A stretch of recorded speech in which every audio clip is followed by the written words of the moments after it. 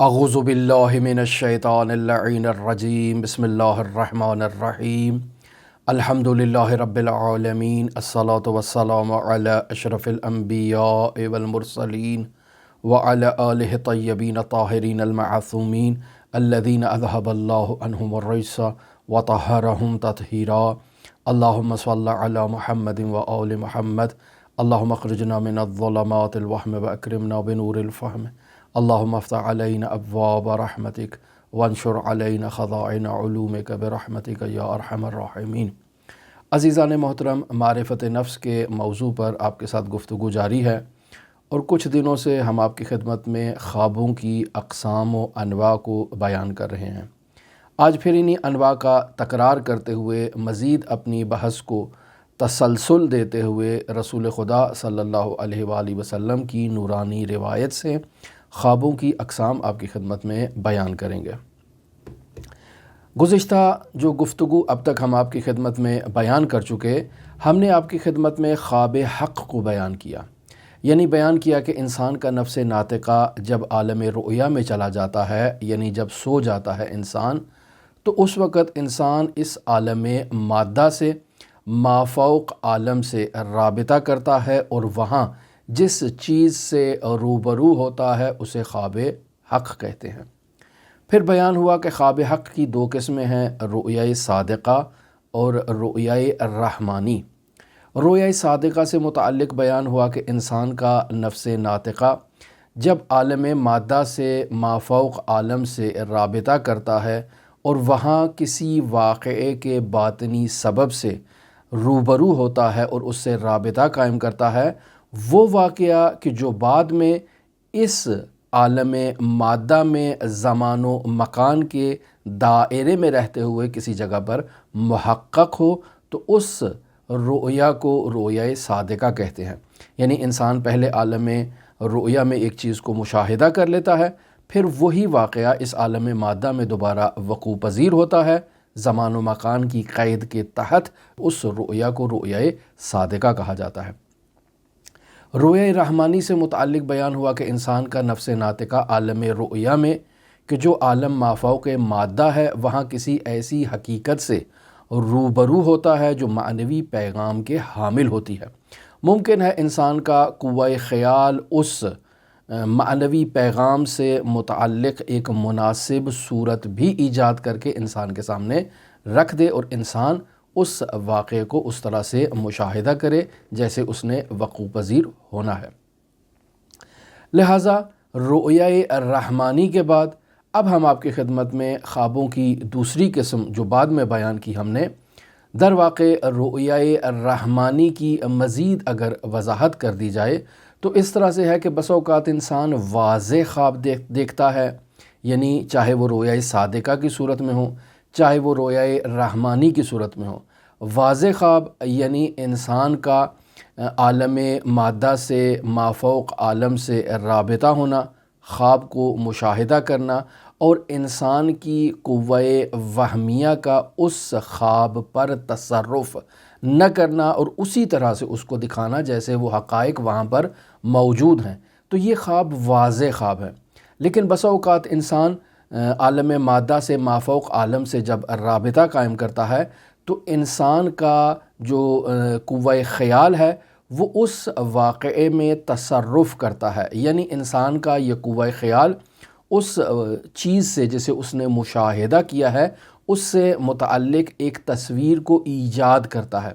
اور وہ تصویر انسان کی قوہ مخیلہ میں پہلے سے موجود تصاویر کے ساتھ مکس ہو جاتی ہے، اور انسان کو معلوم نہیں ہوتا کہ ان میں سے درست تصویر کون سی ہے جو اس خواب کے ساتھ مطابقت رکھتی ہے جسے اس نے مشاہدہ کیا ہے۔ اب اتنی ساری تصاویر قوہ مخیلہ نے اس کے سامنے رکھ دی ہیں، اب جب معبر کے پاس جائے گا تو معبر کے لیے بھی ان خیالات کی بنائی ہوئی تصاویر کو جدا کرنا اور اس حقیقی معنی تک پہنچنا اس کے لیے دشوار ہو جائے گا۔ ایسے خوابوں کو پریشان خواب کہا جاتا ہے، ایسے خوابوں کو اضغاث و احلام کہا جاتا ہے قرآن مجید کی اصطلاح میں، کہ جب وہ آئے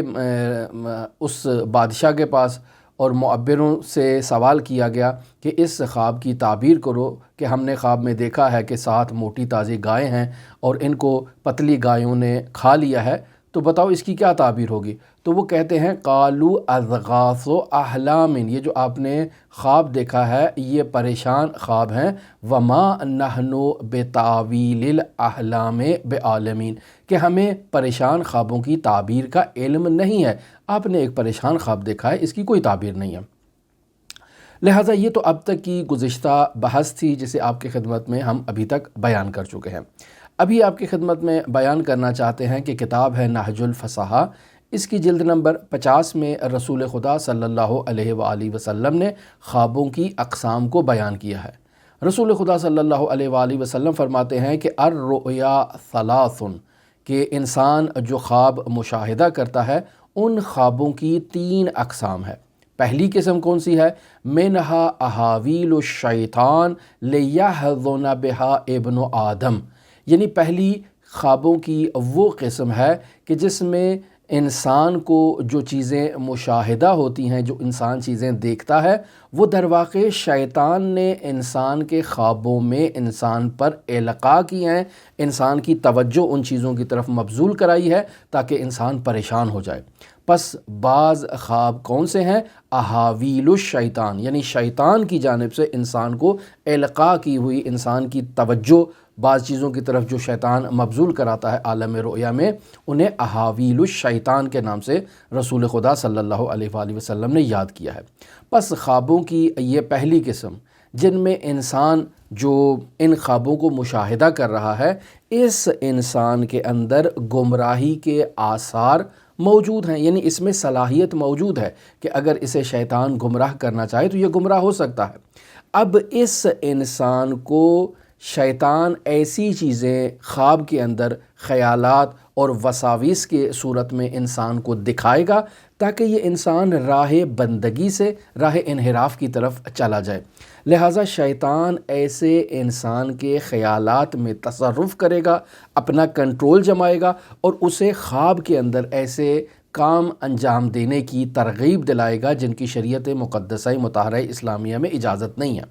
مثلا شیطان انسان کو خواب میں القاء کرے گا یا اس کے ذہن میں یہ بات ڈالے گا کہ فلاں آدمی کو جا کر قتل کر دو، خوب خواب ہے، اور یہ انسان اس خواب میں شیطان کے بتائے ہوئے وسوسے پر عمل کرے گا اور جا کر اس آدمی کو قتل کر دے گا۔ یا مثلا انسان کو خواب میں شیطان القاء کرے گا کہ فلاں عورت بہت خوبصورت ہے، جاؤ اس سے جا کر زنا کر لو، لہٰذا یہ انسان خواب میں جائے گا، اس عورت کے ساتھ زنائے بالجبر یا زنائے بالرضا اس خاتون سے زنا کر لے گا۔ پس یہ کام خلاف شریعت ہے، اور یہ شیطان نے انسان کو خواب میں القاء کیے ہیں، اور انسان میں بنیادی طور پر جو ہے وہ دین کی مخالفت کرنے کی یا خدا کے احکام کی مخالفت کرنے کی انسان میں ایک جو زمین ہے وہ موجود ہے، یعنی انسان میں یہ توان موجود ہے، یعنی انسان آمادہ ہے، یعنی اتنا اعتقادی طور پر، اخلاقی طور پر، معنوی طور پر مضبوط نہیں ہے۔ لہٰذا اگر شیطان کو انسان کو ایسی باتیں اس کو القاء کرے گا، یعنی انسان کے ذہن میں ایسی باتیں خواب میں ڈالے گا، تو انسان اس کی باتوں میں جو ہے وہ وسوسے میں مبتلا ہو کر ان کاموں کو انجام دے گا۔ لہٰذا ایسے خواب جو احاویل الشیطان کا مصداق ہے، رسول خدا صلی اللہ علیہ وآلہ وسلم کی تعبیر کے مطابق انسان کو ایسے خوابوں کی پرواہ نہیں کرنی چاہیے۔ یعنی انسان نے رات کو خواب میں دیکھا کہ اس نے کسی کا قتل کر دیا، اب صبح اٹھ کے وہ معبر تلاش کرتا رہے کہ مجھے کوئی تعبیر بتائے کہ اس کی کیا تعبیر ہے۔ یا انسان خواب میں مشاہدہ کرتا ہے کہ اس نے کسی خاتون کے ساتھ زنا کیا ہے، اب صبح اٹھ کر وہ معبر سے جا کر پوچھے کہ اس کی کیا تعبیر ہے۔ ایسے خوابوں کی پرواہ نہیں کرنی چاہیے، اور ایسے خوابوں سے اپنی خودی کو جج نہیں کرنا چاہیے۔ مثلا کہے کہ یار میں نے رات کو ایسا خواب دیکھا ہے، پس اس کا مطلب ہے میں بہت ہی بے تقوی قسم کا انسان ہوں، میں بہت ہی پست اور ذلیل اور حقیر قسم کا انسان ہوں کہ میرے خواب جو ہے نا وہ اس قسم کے ہیں۔ پس یعنی میں ایک دیندار انسان نہیں ہوں، میں ایک باتقوی انسان نہیں ہوں، میں ایک باطہارت انسان نہیں ہوں، لہٰذا مجھے جو ہے نا وہ اب ان تمام جو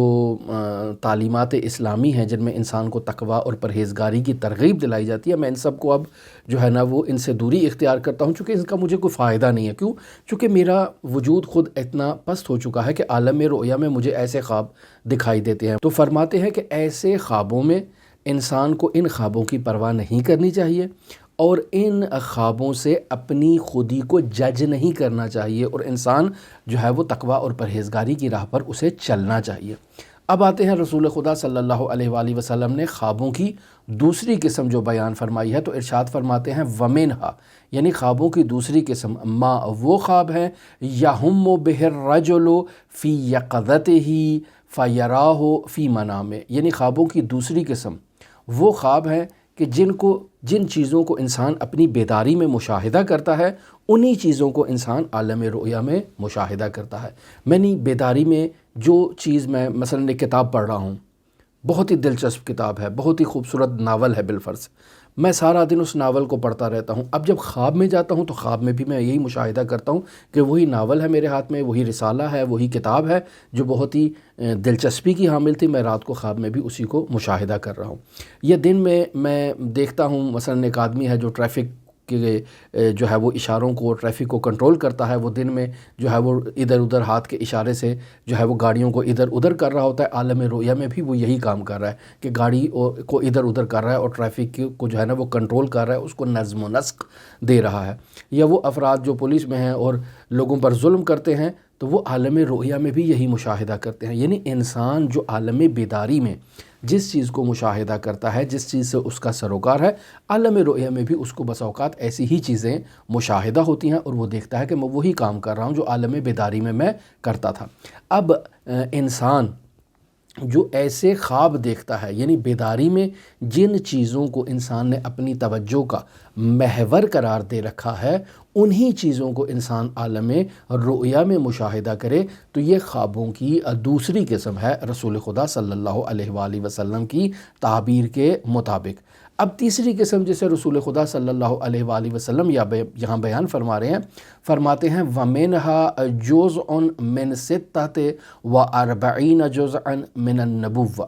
یعنی بعض خوابوں کی اقسام ایسی ہیں کہ وہ نبوت کے 46 اجزاء میں سے ایک جز ہے۔ یعنی ان کا خواب اس قدر قیمتی ہے کہ انبیاء کی مانند ان کا خواب ہے۔ یعنی وہ خواب جو انبیاء مشاہدہ کرتے ہیں، اس انسان میں بھی یہ صلاحیت ہے کہ یہ بھی ایسا خواب مشاہدہ کرے۔ یعنی یہ انسان جب بستر پر سوتا ہے تو اس انسان کا نفس ناطقہ اس عالم مادہ سے گزر کر جس عالم میں جا رہا ہے، وہ عالم ایک نورانی عالم ہے۔ اس انسان میں یہ صلاحیت ہے کہ یہ انبیاء کی طرح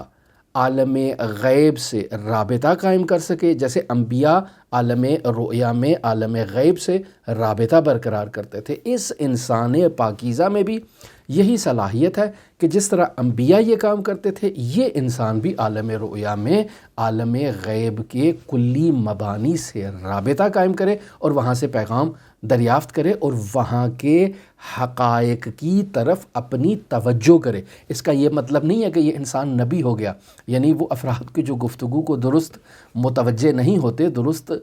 ہماری بات کی طرف توجہ نہیں کر رہے، وہ اس بات پر توجہ کریں۔ ہم یہ نہیں کہہ رہے کہ یہ انسان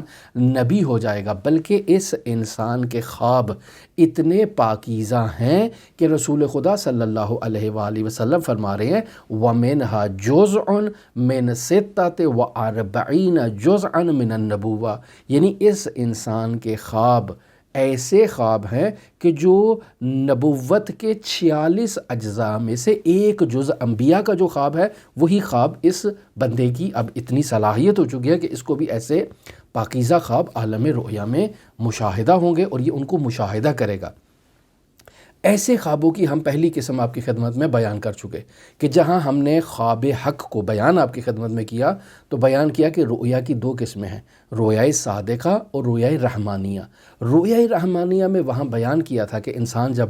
سو جاتا ہے تو اس کا نفس ناطقہ اس عالم مادہ سے مافوق عالم سے جب رابطہ قائم کرتا ہے تو وہاں کے ملکوتی حقائق کو مشاہدہ کرتا ہے اور وہاں سے ایک معنوی پیغام کو انسان دریافت کرتا ہے۔ پھر انسان کی قوہ خیال اسی معنی معنوی پیغام کے مناسب ایک تصویر انسان کے سامنے لا کر کھڑی کر دیتی ہے۔ یہ جو خواب رسول خدا صلی اللہ علیہ وآلہ وسلم یہاں بیان فرما رہے ہیں کہ وَمِنْهَا جُزْءٌ مِّن سِتَّةٍ وَأَرْبَعِينَ جُزْءًا مِّنَ النُّبُوَّةِ، یہ جو قسم رسول خدا صلی اللہ علیہ وآلہ وسلم بتا رہے ہیں، یہ در واقع وہی رؤیائے رحمانی کی طرف اشارہ کرنا چاہ رہے ہیں کہ انسان وہاں عالم رؤیا میں، عالم غیب سے عقلی حقائق کو دریافت کرنے کی صلاحیت رکھتا ہے۔ کیوں؟ چونکہ اب اس عالم رؤیا میں انسان کی حس فعال نہیں ہے کہ جو انسان اس دنیا میں اپنے حواس کے ذریعے سے بہت ساری چیزوں کو محسوس کرتا ہے، وہاں اس کی وہ حس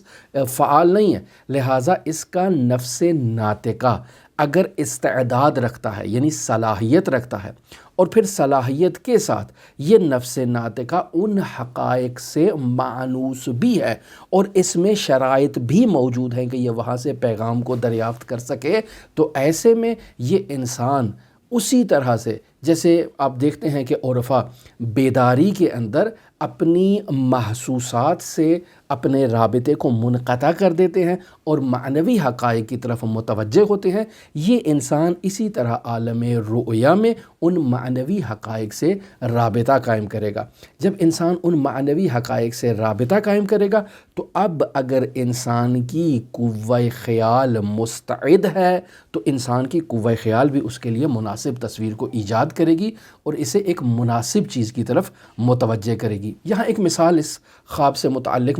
آپ کی خدمت میں بیان کرتا ہوں۔ مرحوم علی قاضی طباطبائی رحمۃ اللہ علیہ کے ایک نہایت ہی عقیدت مند اور شاگردوں جیسے ایک شاگرد بیان کیا جائے جن کا نام ہے آیت اللہ سید جمال الدین گولپیگانی، ایک نہایت ہی جلیل القدر فقی اور ایک نہایت ہی جلیل القدر عارف۔ آیت اللہ جمال الدین گولپیگانی کہتے ہیں کہ میں قبرستان میں گیا ہوں اور قبرستان میں مشاہدہ کر رہا ہوں کہ بعض قبروں سے لوگوں کے ہاتھ اسی طرح سے ابھی باہر نکلے ہوئے ہیں، یعنی اپنی آنکھوں سے مشاہدہ کر رہا ہوں۔ قبرستان میں گیا ہوں، سو نہیں رہا ہوں، میں قبرستان میں مشاہدہ کر رہا ہوں کہ لوگوں کے ہاتھ قبروں سے باہر نکلے ہوئے ہیں، یعنی اس مشاہدے سے میں اس چیز کی طرف متوجہ ہوا ہوں کہ یہ لوگ ابھی بھی اس قبر میں ہونے کے باوجود دنیا کی طرف ہاتھ پھیلائے ہوئے ہیں اور دنیا سے توقع کر رہے ہیں کہ یہ دنیا انہیں کچھ عطا کرے جبکہ ان کے ہاتھ خالی ہیں، یعنی دنیا سے مانگ رہے ہیں لیکن ابھی ان کے ہاتھ جو ہیں وہ خالی ہیں۔ بس یہ آیت اللہ جمال الدین گولپیگانی نے بیداری کے عالم میں اس چیز کو مشاہدہ کیا۔ آیت اللہ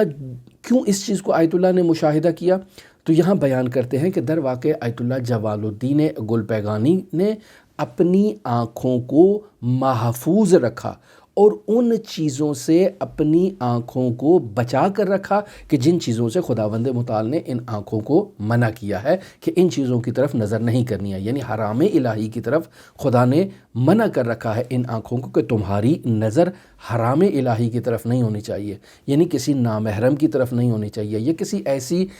حرام فعل کی طرف تمہاری نگاہ نہیں ہونی چاہیے، ان آنکھوں کو پاکیزہ رکھنا چاہیے۔ لہٰذا آیت اللہ جمال الدین گولپیگانی نے اپنی آنکھوں کو پاکیزہ کیا، اپنی آنکھوں کو طہارت بخشی۔ ان آنکھوں کو طہارت بخشنے کے نتیجے میں ان کی آنکھوں میں یہ صلاحیت ایجاد ہو گئی کہ یہ بیداری میں بھی ان عوالم کے حقائق سے رابطہ قائم کرے اور پھر اسے اپنی قوہ خیال سے مرتبط کر کے باقاعدہ اسے مشاہدہ کرے۔ یہ ایک بہت ہی ظریف نقطہ ہے۔ اب متوجہ کرواؤں آپ کی میں امام جعفر صادق علیہ السلام کی ایک نورانی حدیث کی طرف۔ یہ حدیث توحید مفضل میں موجود ہے اور صفحہ نمبر ہے 84۔ حضرت امام جعفر صادق علیہ الاف و تحیت وسنہ در واقع یہاں تعلیم دے رہے ہیں، فقر یا مفضل فی الاحلام، اے مفضل ذرا خوابوں کے بارے میں تھوڑا غور کرو۔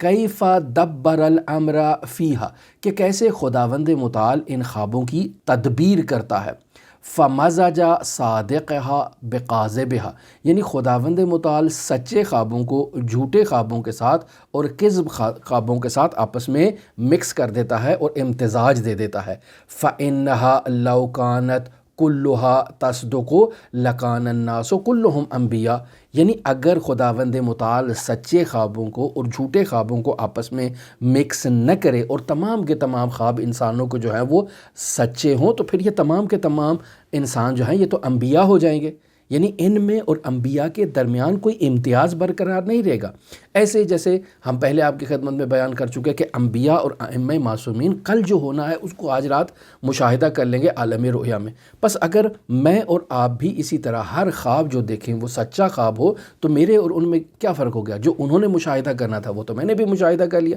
بس یہاں ایک امتیاز ہونا چاہیے، ایک تفاوت ہونا چاہیے ہمارے اور ان کے درمیان۔ لہٰذا امام صادق فرماتے ہیں فَإِنَّهَا لَوْ كَانَتْ كُلُّهَا تَصْدُقُ، اگر تمام کے تمام خواب سچے ہوتے لَكَانَ النَّاسُ كُلُّهُمْ أَنْبِيَاءَ، تو تمام کے تمام انسان جو ہے وہ انبیاء ہوتے۔ پھر حضرت فرماتے ہیں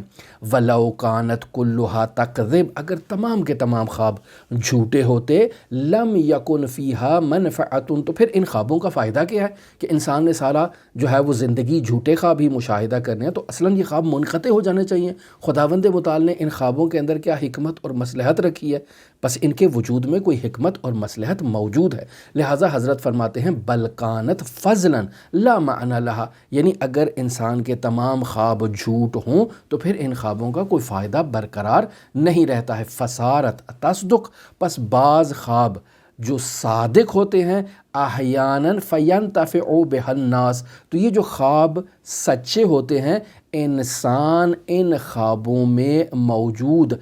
مصلحت سے منتفع ہوتا ہے، یعنی فائدہ لیتا ہے، اور یہتدی لہا، اور ان منفعتوں سے انسان اپنے لیے ہدایت کو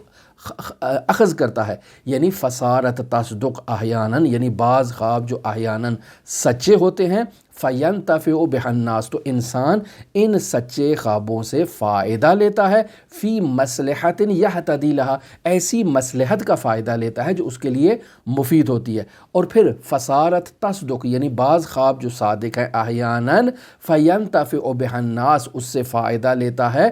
کس چیز کا؟ مضرتاً، یعنی اس ضرر کا فائدہ لیتا ہے، یتحذر منہا، کہ اس ضرر سے پھر انسان خود کو کیا کرتا ہے؟ محفوظ رکھتا ہے۔ یعنی بس اوقات انسان خواب میں مصلحت دیکھتا ہے اور مصلحت سے انسان اپنے لیے راستہ چن لیتا ہے کہ یہ راستہ میرے لیے درست ہے۔ بس اوقات انسان خواب میں اپنے لیے کسی نقصان کو مشاہدہ کر لیتا ہے، اب خود کو اس نقصان سے محفوظ رکھتا ہے۔ پھر حضرت فرماتے ہیں وَتَقْذِبُ كَثِيرًا لِعَلَّا يَعْتَمِدَ عَلَيْهَا كُلُّ الْاعْتِمَاد، یعنی حضرت امام جعفر صادق علیہ السلام فرما رہے ہیں کہ ان خوابوں میں بہت زیادہ خواب ایسے ہیں کہ جو تقذب، جو جھوٹے ہوتے ہیں۔ اب یہ خواب زیادہ جھوٹے اس وجہ سے ہوتے ہیں تاکہ انسان مکمل خوابوں پر ہی اعتماد کرنا نہ شروع کر دے کہ رات کو میں خواب میں جو دیکھوں گا بس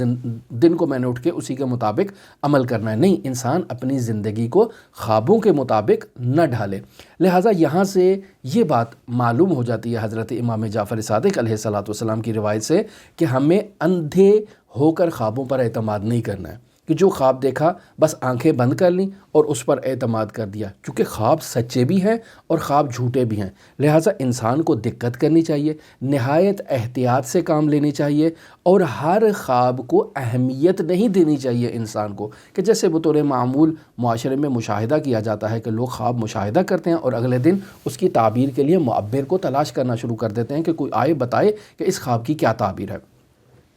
اب سوال پیدا ہوتا ہے کہ کیا خوابوں کی تعبیر کی کوئی اہمیت نہیں ہے؟ نہیں، بہت اہمیت ہے۔ خوابوں کی تعبیر کی اس قدر اہمیت ہے کہ میں آپ کی خدمت میں روایت نقل کرتا ہوں، اصول کافی جلد نمبر 8 ہے اور صفحہ نمبر 336 پر یہ روایت حضرت امام محمد باقر علیہ السلام نے نقل فرمائی ہے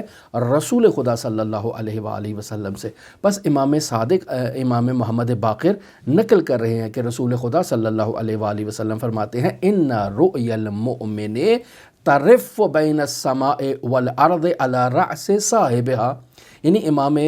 محمد باقر رسول خدا صلی اللہ علیہ وآلہ وسلم سے نقل فرما رہے ہیں کہ مؤمن کے خواب زمین و آسمان کے درمیان اس صاحب خواب، خواب دیکھنے والے کے سر پر پرواز کرتے رہتے ہیں حتی یعبرہا لنفسہ، یہاں تک کہ وہ انسان ان خوابوں کو اپنے نفس کے لیے تعبیر کر لیتا ہے۔ او یعبرہا لہو مثلہ، یا انسان خود تعبیر نہیں کر رہا ہے، کوئی دوسرا شخص آ کر اس کے لیے ان خوابوں کی تعبیر کر دیتا ہے۔ فَإِذَا أُبِّرَتْ، پس جب ان خوابوں کی تعبیر ہو گئی، لَذِمَتِ الْأَرْض، تو اب یہ خواب زمین پر قطعی طور پر آ کر اس انسان کے لیے لازم ہو جائیں گے۔ فَلَا تَقُصُّوا رُؤْيَاكُمْ إِلَّا عَلَىٰ مَن يَعْقِلُ، پس تمہیں یہ چاہیے کہ تم اپنے خوابوں کو کسی شخص کے سامنے بیان نہ کرو، مگر ایسے شخص کے سامنے اپنے خوابوں کو بیان کرو کہ جو شخص صاحب عقل ہے، صاحب درایت ہے، صاحب فہم و فراست ہے، جو شخص پاکیزہ ہے، حاسد نہیں ہے، جو شخص ظالم نہیں ہے۔ کسی عاقل شخص کے سامنے تم اپنے خوابوں کو بیان کر سکتے ہو، ہر کسی کے سامنے بیان نہ کرو۔ کیوں؟ چونکہ اگر تم نے خواب بیان کر دیا تو یہ خواب تمہارے لیے لازم ہو جائے گا، جو تعبیر کی ہے یہی تعبیر تمہارے سامنے آ کر کھڑی ہو جائے گی، اور پھر تم اس سے راہ فرار اختیار نہیں کر سکتے۔ ایک اور روایت نقل کرتا ہوں، روایت ہے اصول کافی جلد نمبر 8 پر اور صفحہ نمبر 336 ہے۔ حضرت امام جعفر صادق علیہ السلام کے نورانی صحابی ابو بصیر امام جعفر صادق علیہ السلام سے اس روایت کو نقل کر رہے ہیں، اور امام جعفر صادق در واقع رسول خدا صلی اللہ علیہ وآلہ وسلم کے فرمان ذیشان کو بیان کر رہے ہیں۔ رسول خدا صلی اللہ علیہ وآلہ وسلم فرماتے ہیں الرؤیا لا تقص الا علی المؤمن، کہ تم اگر خواب دیکھتے ہو تو اپنے خواب کو مؤمن کے علاوہ کسی دوسرے کے سامنے بیان نہ کرو۔ کون سے مؤمن کے سامنے؟ خلا من الحسد والبغی، کہ وہ مؤمن جو خالی ہے حسد سے اور خالی ہے ظلم و ستم سے، ایسے مؤمن کے علاوہ کسی کے سامنے اپنے خواب بیان نہ کرو، چونکہ اگر تم نے خواب بیان کر دیے اور اس نے تعبیر کر دی تو وہ تعبیر تمہارے سر پر آ کر کھڑی ہو جائے گی۔ یعنی اس قدر خواب کی تعبیر اہمیت رکھتی ہے۔ روایت نقل کرتا ہوں آپ کے سامنے حسن بن جہم سے، کہ یہ امام رضا علیہ السلام کا بہت ہی خوبصورت صحابی ہے۔ امام رضا علیہ السلام سے متعلق اس حسن بن جہم سے ایک روایت ہے، اصول کافی جلد نمبر 1 ہے، صفحہ نمبر 321 ہے۔ یہ حسن کہتا ہے کہ میں ایک روز امام رضا علیہ السلام کی خدمت میں بیٹھا ہوا تھا کہ امام نے اپنے چھوٹے فرزند کو، یعنی بہت ہی چھوٹی سن کے فرزند امام محمد جواد علیہ السلام کو بلایا، اور جب امام جواد آ گئے تو امام رضا علیہ السلام نے انہیں اپنی گود میں بٹھایا۔ اب حسن بن جہم سے کہتے ہیں کہ اس کی قمیض تو ذرا اتارو۔ حسن بن جہم نے امام محمد تقی کی قمیض تھوڑا اتار کے سائیڈ پر کی تو امام نے کہا مشاہدہ کرو، دیکھو یہاں پر کیا ہے۔ تو حسن بن جہم کہتا ہے کہ میں نے دیکھا کہ امام محمد تقی کے جو کندھے ہیں ان کندھوں کے درمیان میں ایک مہر موجود ہے جو ان کے گوشت کے اندر ہے۔ تو امام رضا علیہ السلام فرماتے ہیں کہ یہ وہی مہر ہے کہ جو میرے بابا کے کندھوں میں بھی موجود تھی۔ یہ مہر کون سی تھی؟ مہر امامت تھی۔ پس امام رضا علیہ السلام کے وہ خاص صحابی حسن بن جہم، جن صحابی کو امام رضا علیہ السلام نے مہر امامت امام محمد تقی علیہ السلام کی زیارت کروائی، یہی حسن بن جہم امام رضا علیہ السلام سے روایت کو نقل کرتے ہیں۔ اور یہ روایت کہاں ہے؟ کافی کی جلد نمبر 8 ہے اور صفحہ نمبر 325 پر یہ روایت موجود ہے۔ حسن بن جہم کہتے ہیں کہ حضرت امام رضا علیہ السلام سے میں نے سنا، امام رضا علیہ السلام فرماتے ہیں کہ رسول خدا صلی اللہ علیہ وآلہ وسلم کے زمانے میں ایک عورت نے خواب دیکھا۔ وہ دیکھتی ہے کہ اس کے گھر میں جو مین ستون ہے وہ ٹوٹ جاتا ہے اور گر جاتا ہے۔ یہ آتی ہے رسول خدا صلی اللہ علیہ وآلہ وسلم کے سامنے کہ میں نے ایسا خواب مشاہدہ کیا۔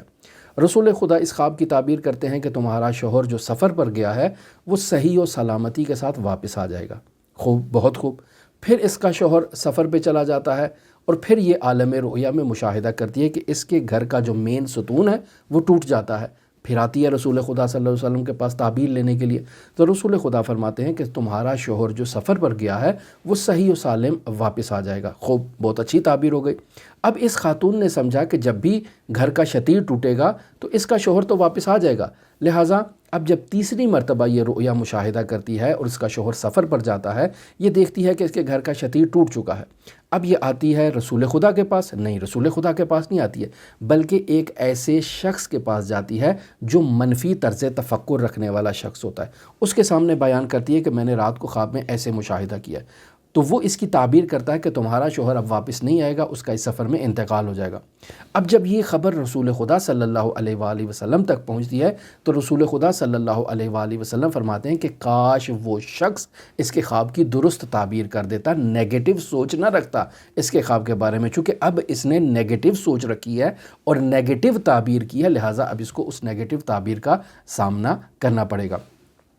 خوابوں پہ انسان کے جو خواب ہیں ان خوابوں پر انسان کے قوہ خیال کا ایک بہت ہی گہرا اثر ہوتا ہے۔ یہاں میں آپ کی خدمت میں ایک واقعہ نقل کرتا ہوں جسے محمد رضا رضوان طلب، ایک ایرانی مصنف اور محقق ہیں، جنہوں نے کتاب لکھی ہے جس کا نام ہے رؤیا از نظر دین و روان شناسی۔ اس کتاب کے صفحہ نمبر 147 پر در واقع یہ واقعہ موجود ہے۔ واقعہ کیا ہے کہ مہدی عباسی جو ایک حکمران ہے، عباسی خاندان سے اس کا تعلق ہے، یہ مہدی عباسی اپنے معبروں کو بلاتا ہے اور معبروں سے سوال کرتا ہے کہ بتاؤ میں کتنے سال مزید حکومت کروں گا۔ اب تمام معبر حیران و پریشان ہے کہ اگر ہم نے بادشاہ کو کہہ دیا کہ تم 2 سال 3 سال حکومت کرو گے تو یہ تو ہماری گردن اڑا دے گا۔ لہٰذا انہی معبروں میں ایک نہایتی حاذق، نہایتی فتین اور نہایتی بافہم معبر موجود تھا۔ اس نے بادشاہ سے کہا کہ دیکھیں آپ 30 سال باقاعدہ حکومت کریں گے اس دنیا پہ۔ اچھا، وہ بہت خوش ہو گیا، کہا اچھا تمہارے پاس دلیل کیا ہے کہ میں 30 سال حکومت کروں گا؟ تو اب یہ معبر کہتا ہے کہ آج رات آپ عالم رؤیا میں مشاہدہ کریں گے کہ آپ 30 عدد سرخ رنگ کے یاقوتوں کو گنتی کر رہے ہیں۔ 30 عدد یاقوت ہیں، سرخ رنگ کے ہیں، آپ انہیں ایک ایک کر کے گن رہے ہیں۔ تو در واقع ہر یاقوت اس بات کی دلیل ہے کہ آپ کی 1 سال حکومت ہوگی۔ اگر وہ یاقوت 30 ہوئے تو یاد رکھنا کہ آپ کی حکومت 30 سال کی ہوگی۔ اب بادشاہ جو مہدی عباسی تھا وہ سارا وقت یہ سوچتا رہا کہ 30 یاقوت، اور پھر وہ 30 یاقوتوں کے بارے میں سوچتا رہا۔ تو عالم رؤیا میں جب وہ سو گیا تو اس نے عالم رؤیا میں اسی خواب کو مشاہدہ کیا، 30 عدد یاقوت ہے اور وہ ان کے گن رہا ہے۔ اگلے روز جب یہ خواب بادشاہ بتاتا ہے معبروں کو تو سب معبر تعجب کرتے ہیں۔ اب آپس میں جب ایک دوسرے کے ساتھ اکٹھے ہوتے ہیں تو پوچھتے ہیں کہ تم نے کیسے معلوم کر لیا کہ آج رات بادشاہ نے 30 سرخ یاقوتوں کو ہی مشاہدہ کرنا تھا؟ تو یہ معبر کہتا ہے کہ در واقع ایسا کوئی قضیہ نہیں تھا، حقیقت میں نے اس بادشاہ کے دماغ میں یہ بات ڈالی ہے کہ تم نے آج رات کو یہ خواب مشاہدہ کرنا ہے، لہٰذا بار بار میں نے تاکید کی ہے کہ 30 سرخ یاقوت ہیں، تم اسے گنو گے، ہر یاقوت 1 سال حکومت کے اوپر جو ہے وہ دلیل ہے، اور تم 30 سال اس طرح سے حکومت کرو گے۔ میرے القاء کرنے سے اس کے خیال میں اس بات کو ڈالنے سے اس نے اسی چیز کو عالم رؤیا میں مشاہدہ کیا ہے۔ بس آپ اس چیز پر توجہ کریں کہ انسان جو چیز اس دنیا میں مشاہدہ کرتا ہے، جس چیز پر انسان کی توجہ زیادہ متمرکز رہتی ہے، انسان عالم رؤیا میں اسی چیز کو مشاہدہ کرتا ہے۔ اب انسان جس چیز کو عالم رؤیا میں مشاہدہ کرتا ہے، یہ ضروری نہیں ہے کہ انسان ہر خواب کو اہمیت دے اور ہر خواب کی تعبیر تلاش کرے یا ہر خواب کو کسی بھی شخص کے سامنے جا کر بیان کر دے، چونکہ خوابوں کی تعبیر انسان کے گریبان کو پکڑ لیتی ہے اور پھر انسان کے لیے مشکلات کا سامنا ہوتا ہے۔ ہماری دعا ہے کہ خداوند متعال ہمیں معارف اسلامی کو سمجھنے اور ان پر عمل کرنے کی توفیق عطا فرمائے۔ آپ تمام عزیزان کے لیے حضرت امام علی ابن موسیٰ الرضا علیہ الاف و تحیت و ثنا کی نورانی بارگاہ میں نائب و زیارہ بھی ہیں اور دعا گو بھی ہیں۔ اللہم صلی علی محمد و آل محمد وعجل فرج قائم آل محمد۔